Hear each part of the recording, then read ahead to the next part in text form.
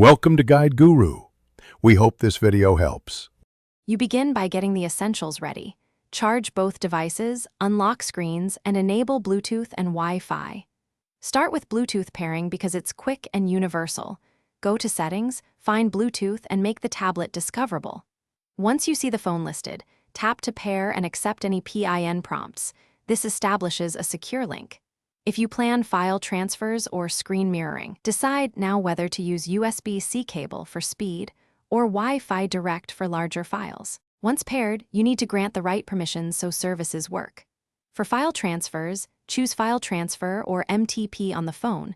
Make sure the tablet accepts storage access. For screen mirroring, enable Cast or Smart View and allow media controls. This lets audio and video stream. If using Wi-Fi direct or hotspot, join the same network or create a hotspot on the phone, then connect the tablet. Make sure app-level permissions are allowed for contacts, photos, or notifications. To finish, test the connection. Transfer a small file, play a short video, or mirror the home screen and check latency. If performance is poor, restart Bluetooth or Wi-Fi on both devices and toggle airplane mode for a quick reset. Once done, adjust power settings to prevent sleep during transfers.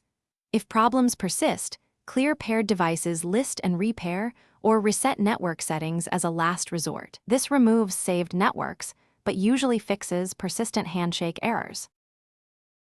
Thanks for watching. Consider subscribing if we helped you today.